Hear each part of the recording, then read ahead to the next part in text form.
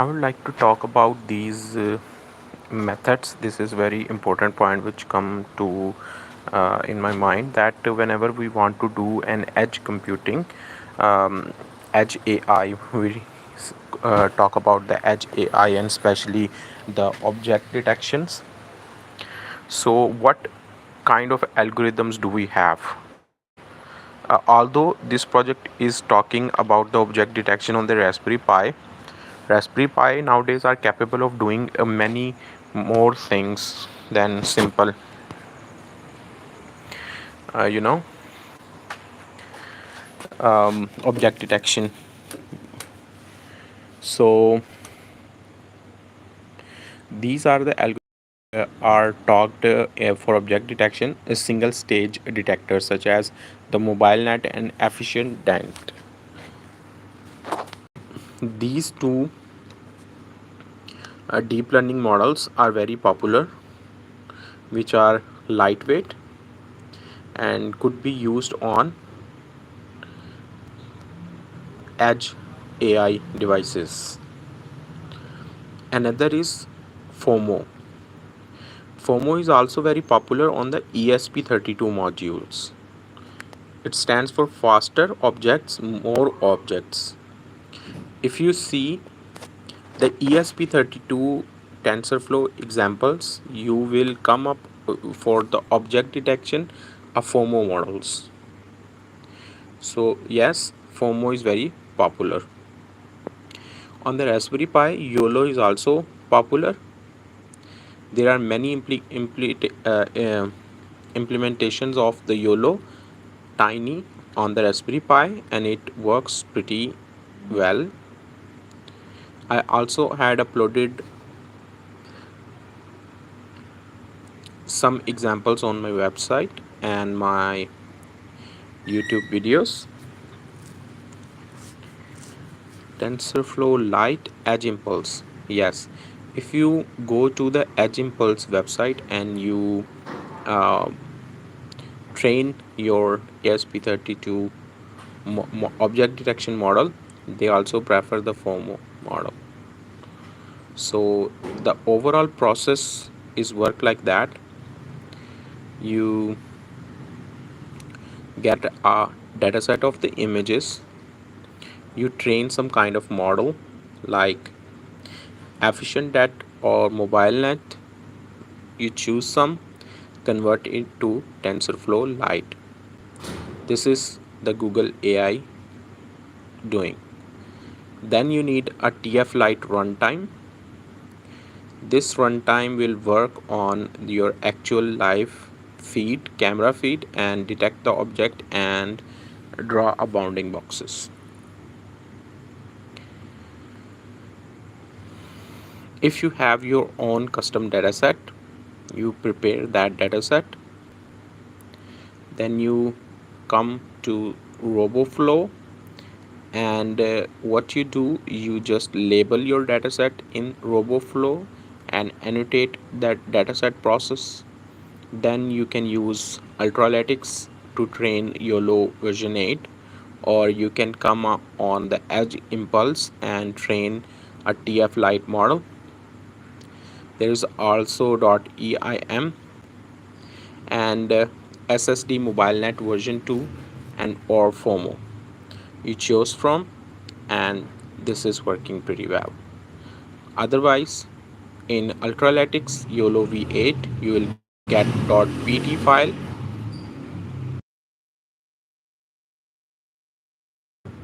and for .pt file your YOLO version 8 will be working on that object detection model. So this is how the overall object detection will be working in your edge devices. So if you want to do the object detection on Raspberry Pi, or maybe on ESP32 CAM, you may need these models which can work in TensorFlow Lite.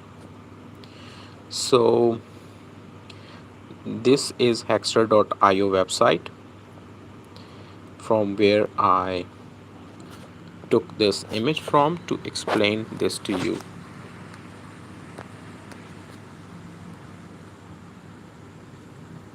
They use image classification versus object detection. Yes, this is also very important point which we should be discussing. The classification assigns a single label to an entire image, but the object detection identifies and locate multiple objects within an image. So, for example, if we take the example of um, this picture which we're talking, as you can see in the image, there are multiple objects. So, in object detection, we draw the bounding boxes around each object.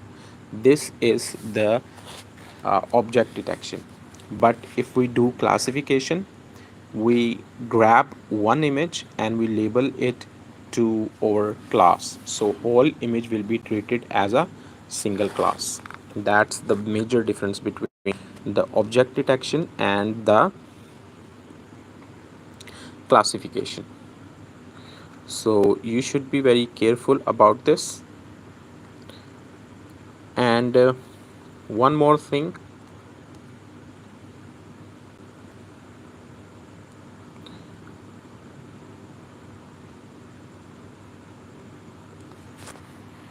yes, object detection, image classification answer the question that what is the image's primary object or scene.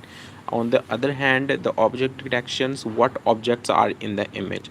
So for example, if we take the example of this image, the image classification will say that this is an apple, while on the other hand the object detection will locate all the objects and identify them.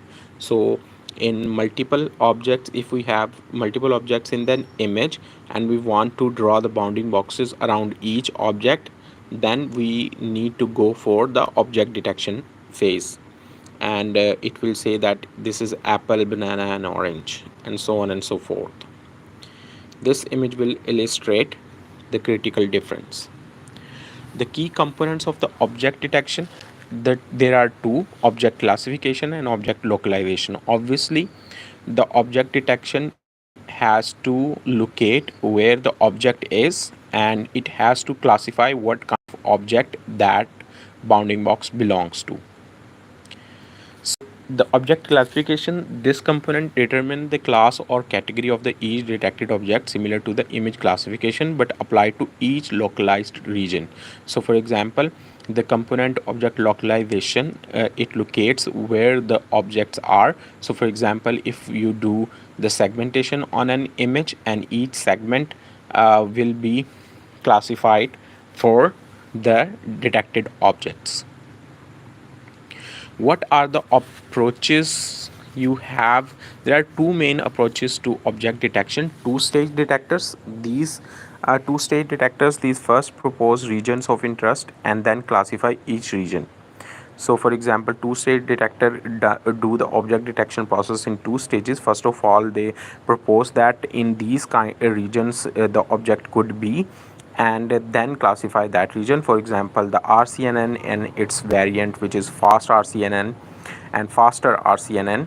Otherwise, single stage detectors, these predicts the bounding boxes and class probabilities in one forward pass of the network. For example, the YOLO and efficient det, SSD and FOMO. These are all single stage detectors, and good for faster and good suitable for Raspberry Pi. The evaluation is insertion over union. IOU is very important. Measures the overlap between the predicted and ground truth bounding boxes, and mean average precision, which is MAP, which you have seen in the many machine learning training models. This combines the precision and recall across all classes, and IOU of for the threshold.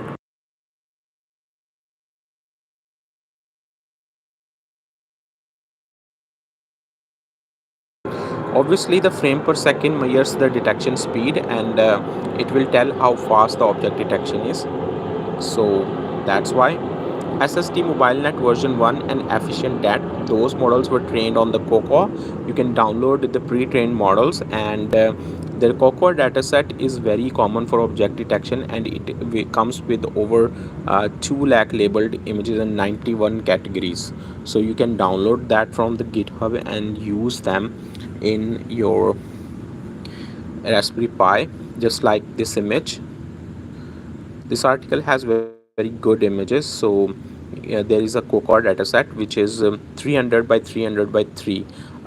When you see this marking which says 300 by 300 by 3, uh, what it basically means is that 300 by 300 image, and by 3 means it is a color image. So this image is in the Cocoa dataset. Then you train, these are 91 classes. You train the SSD MobileNet version 1, and then you get your model files and you convert them into TF Lite model, and that converted model could be used in a Raspberry Pi Zero. It comes with approximately 4.2 MB footprints. So yeah, then you need to set up the TF Lite environment. For that, all you have to do is update your Raspberry Pi, install required libraries, and start a virtual environment, which is now mandatory to start a virtual environment. Then you install a TensorFlow Lite runtime or any other um, libraries, and you import the runtime, start Python, PIL, image processing, and Matplotlib, and any other related libraries. And then you need to load the TF Lite model which you just downloaded or trained on your own. Then you start an interpreter on that and allocate the tensor, and then you simply get the input and output details. For example, the input details comes with one 300 by 300 by 3 image with a data type of uint8, before because you quantize the model in uint8, which tells that the non-normalized pixel value range from 0 to 255.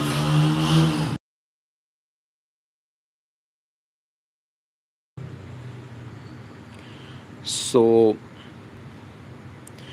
that is not, if you come with the without quantized model, which is a floating point number, which will be normalized from 0 to 1, and all numbers will be a floating point. But when you want to use a quantized model in TF Lite environment, you quantize basically on unsigned integer form, which is unsigned int8, and it tells that the image will be from 0 to 255, and these will be the image dimensions if you are going with the color image 300 by 300 by 3. And the output details, it only includes not only the labels, which are the classes, and the probabilities, so the probability score, but also the relative window position of the bounding box. So it will tell you actually where that objects are in that image, and what is the class and what is the probability that it belongs to. So for example, above example, like this is a cat image. If you go with the classification, um, after resizing the image like this, 300 by 300 by 3, you will predict one class. But in object detection model, you pass that image to a TF Lite model, and it will tell you exactly the bounding box and the percentage of surety and the class name. So this is the output. As you can see, it is saying the bounding box starts from these locations, then the class ID is 16 number class, and the confidence level is 0.75 probability. So you convert by multiplying 200 and you get the 75% confidence level or the score, and these three outputs you get from that trained model. And the bounding box comes with the ymin, xmin, ymax, and xmax format, the box coordinates, and you can easily draw that on your image, and that's how your object detection will work.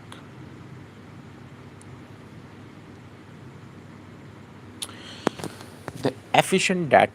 This is not technically an SSD, which is single shot detector model, but it shares some similarities and builds upon the idea from the SSD and other object detection architectures.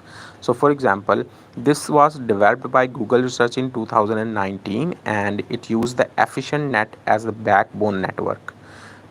So the efficient network is used here, the efficient DAT model as a backbone, and that's why the name seems very similar with the efficient word.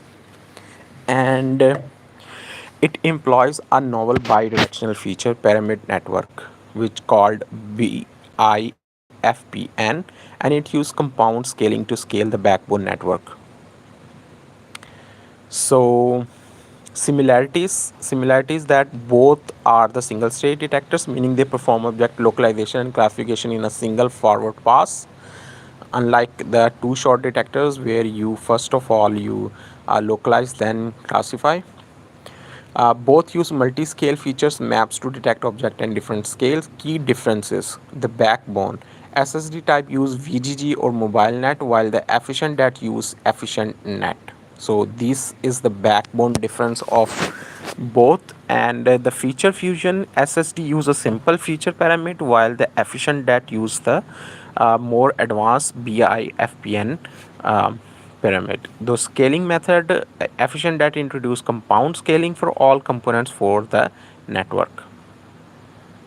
If you come to the point for the advantages, it generally achieve better accuracy, efficiency trade-offs than SSD and many other object detection models. More flexible scaling allow for a family for models with different size of the performance.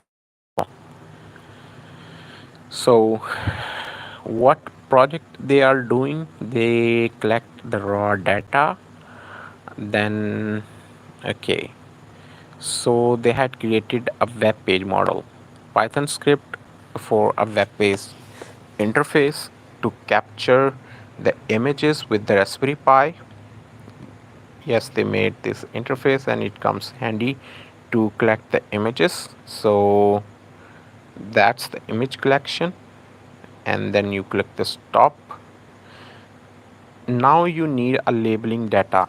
So the next step is object detect project is to create a labeled data set. We should label the raw data images, creating bounding boxes around each picture object box.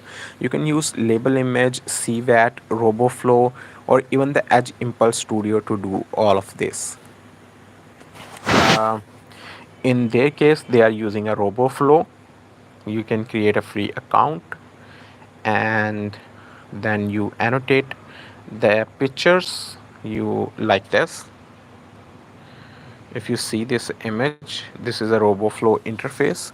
You just draw a bounding box around each of the object, then you mention the in the annotation editor which class that belongs to. So for example, here two classes are present, one is box and second is wheel. So this is a wheel, and these are the boxes they are using to, and for the annotation this will make the data set. Once the all images are annotated, you should split them into training and validation data set. So for example, if you look into this image, all the images has been annotated and now you are good to split the data in train test split. So this is the next step.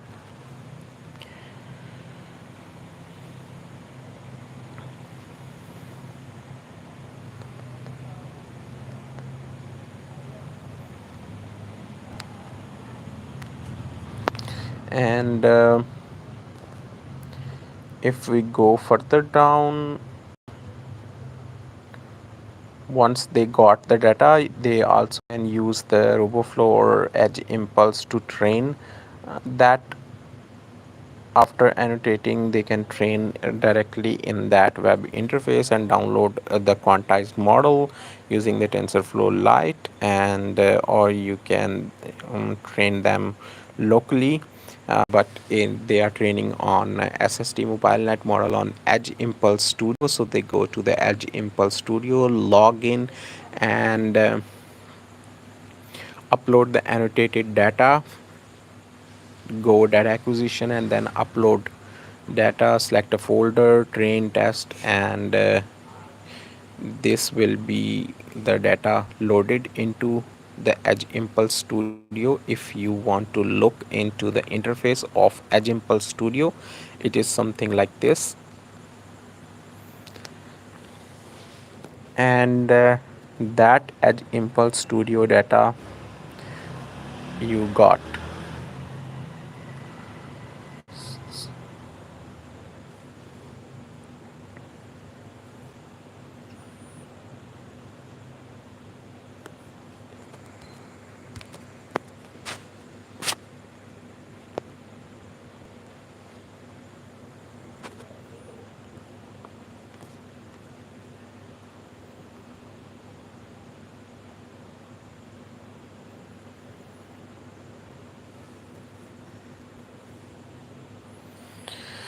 Then you simply do the pre-processing, design a model, process all dataset, and follow the steps, and the Edge Impulse will help you to train the model. You can simply download. You can select training things like 25 epochs and 32 batch size, learning rate 0.15.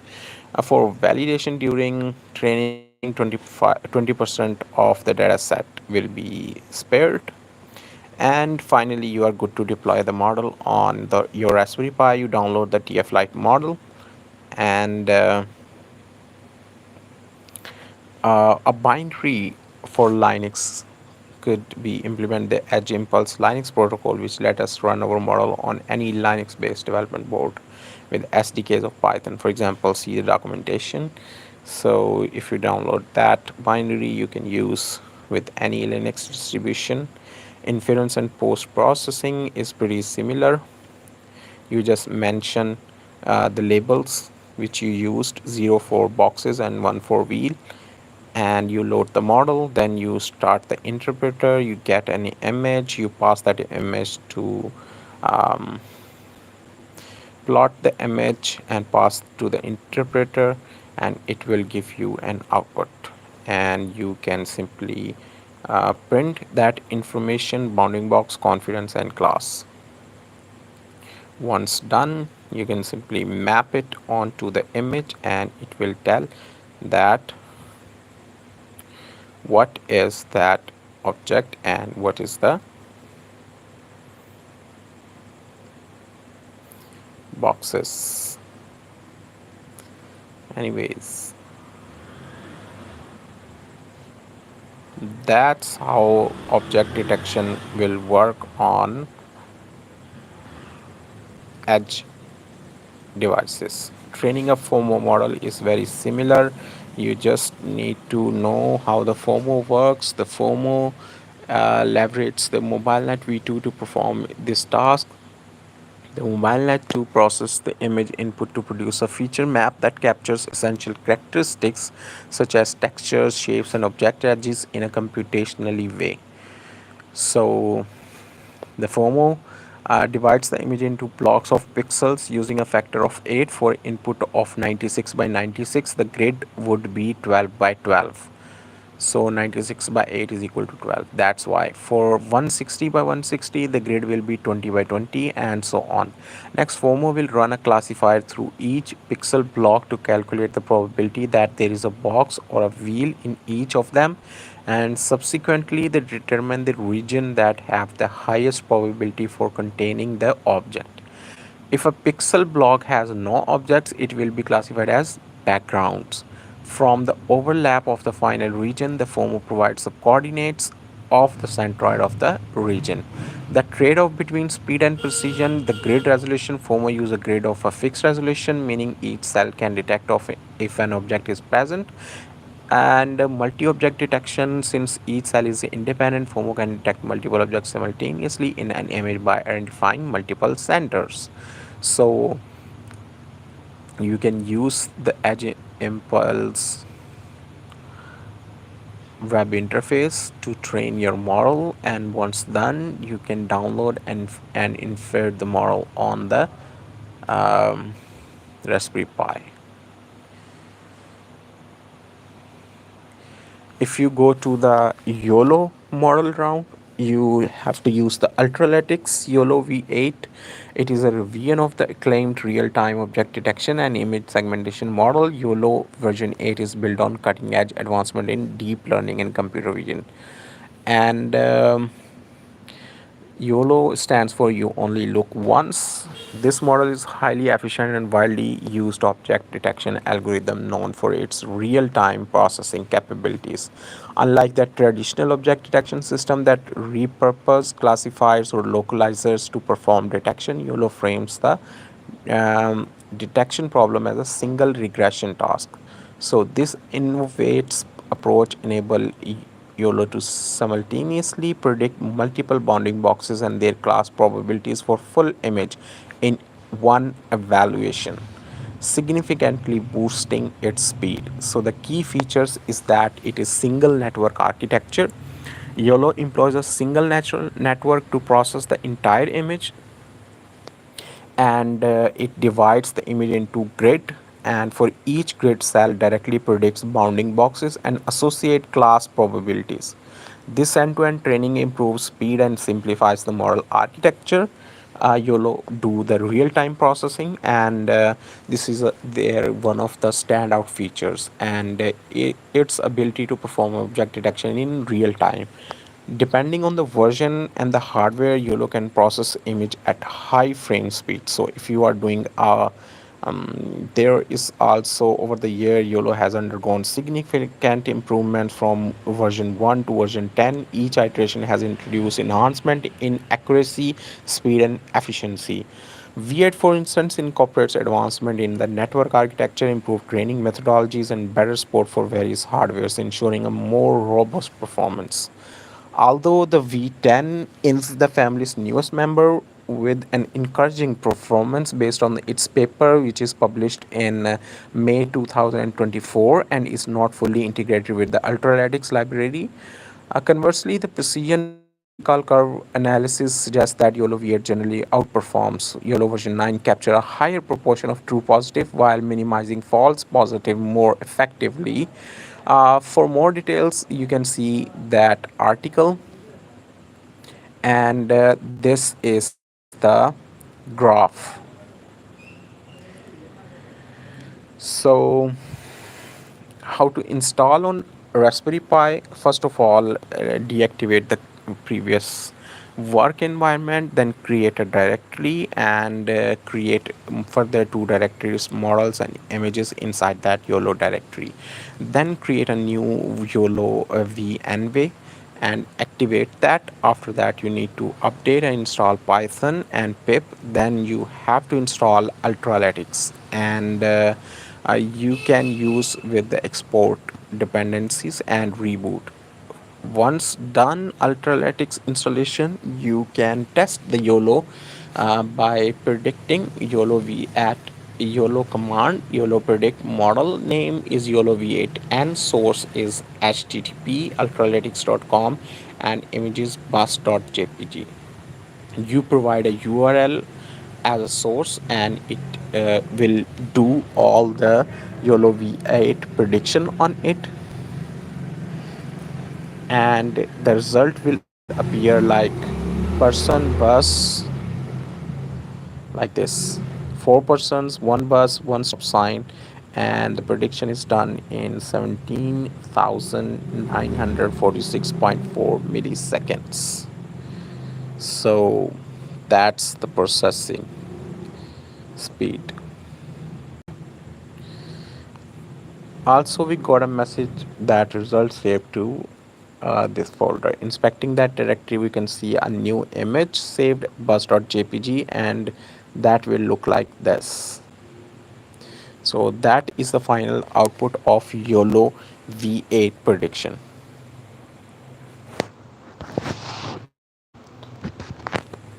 Exporting the model to NCNN format, deploying computer vision models on edge devices with limited computational power such as Pi 0 can cause latency issues. Well, one alternative is to use a format optimized for optimal performance. This ensures that even devices with limited processing powers can handle advanced computer vision tasks. So that model one of is NCNN. From the beginning of the design, NCNN was deeply considered about deployment and use of mobile phones and did not have third party dependencies. It is cross platform and run faster than all known open source frameworks such as TF Lite. So, NCNN delivers the best inference performance when working with the Raspberry Pi devices. NCNN is highly optimized for mobile embedded platforms such as ARM architectures. So let's convert our model and rerun the inference. Export a YOLO V8 PyTorch model to NCNN format. And how you can do that? You simply put a command YOLO export model and then YOLO v8.pt file, and then you provide a format is equal to NCNN. Run inference with the exported model. How you do that? You simply use YOLO predict model name and then source image and YOLO with Python. To start, let's call the Python interpreter, then import the Ultralytics import YOLO, then model is YOLO V8 and CNN model. Now we should call the YOLO library from Ultralytics to load the model. So once the model is loaded, you import the image and model.predict function will get image, and save is equal to true means that all prediction should be saved on our disk, and image size is 640, confidence minimum should be zero point 0.5 and IOU is 0.3. So we can verify that the result is almost the same as the one we get running the inference at the terminal level, except that the bus stop was not detected with the reduced model. Note that the latency was reduced. Let's analyze the result content, and for example we can see that feature result 0.boxes.data showing the main inference result. It is a tensor size like that.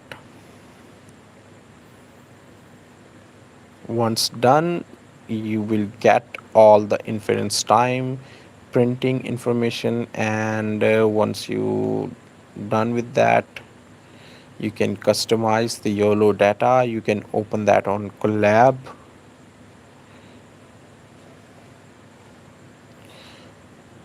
This article is very detailed information on running the AI models on the edge devices, as you can see.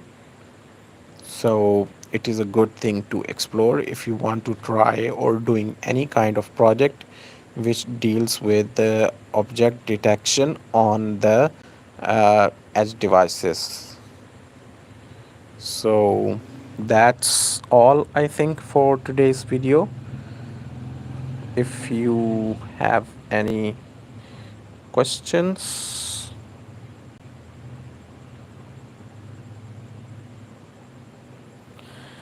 I forgot that I disabled the chat. My bad.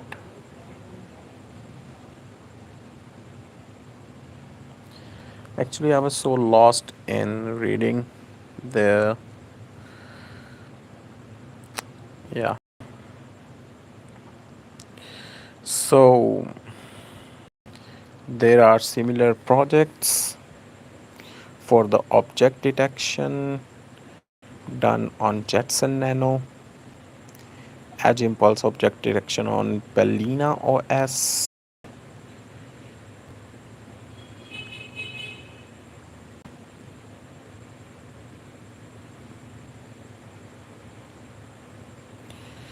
If you have not liked or subscribed my video, please do that. Um, if you do like knowing more about how the these projects are made, I will create content for that.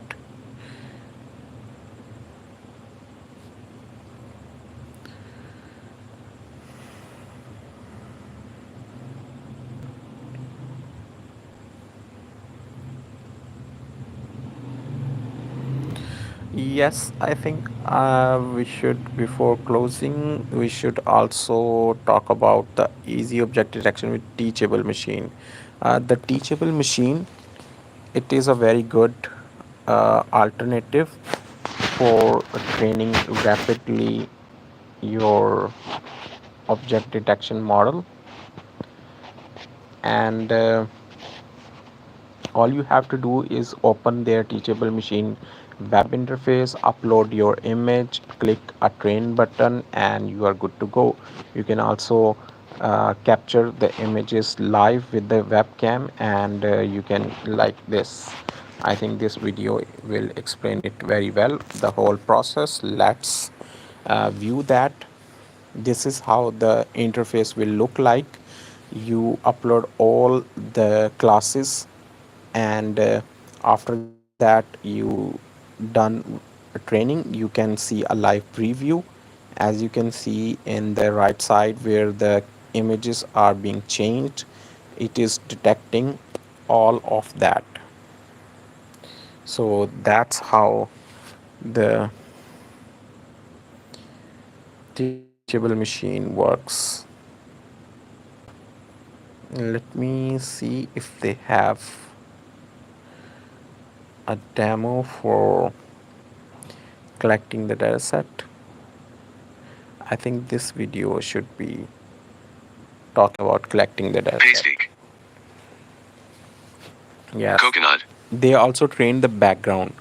So mango. Training a background will also help key lime in pamplemousse removing the noise. So when you tangerine have a static background, you should also train that background.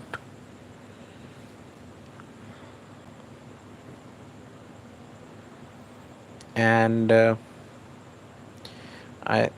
these are the 5 images which is being uploaded. Yes, you, when you open the teachable machines website, it will tell you to import the project, image project, audio project, or pause project. You should select the image project, and after that this interface will open like this.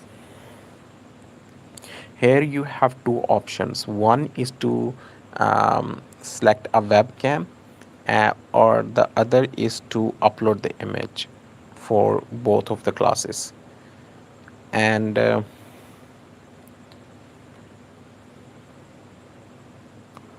once you upload the image, you can click on the training, and once training is done, the preview could be seen in this preview tab, just like the image you just watched. This is the your images, like 666 image samples for each can, 700, 795, and so on and so forth. Once you trained your model and satisfied with the results,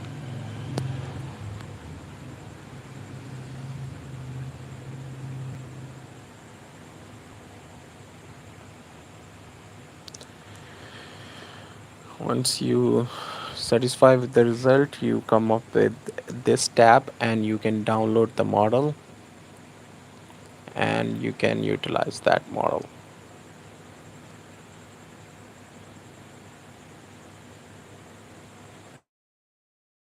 These are the total steps for creating classification machine learning with teachable machines. And that classification resulted into object detection.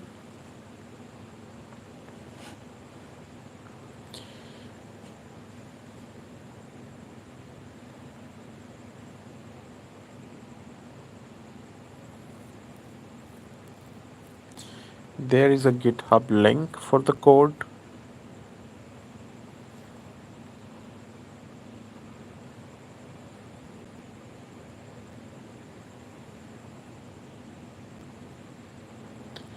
So this is a teachable machine object detection Python code.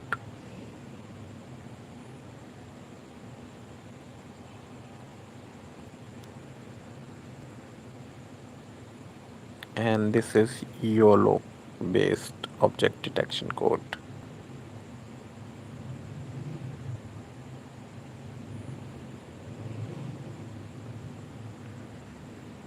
So you can use this repository MJDARGEN. This is the repo owner and this is the repository. So coming back, these are just telling you how to install the Python and how to use the VNV.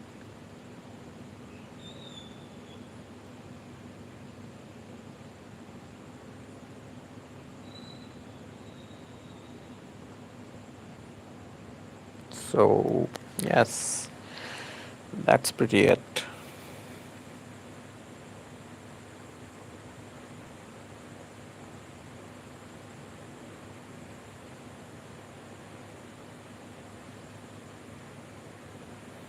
We will look into more AI and machine learning based projects here as well.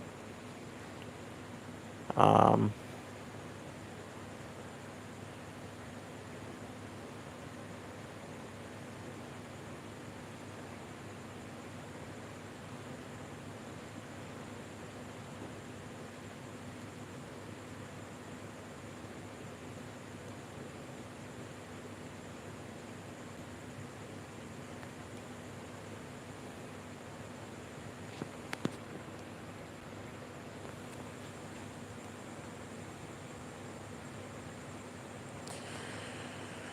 so yes, I think that's pretty all for today's video.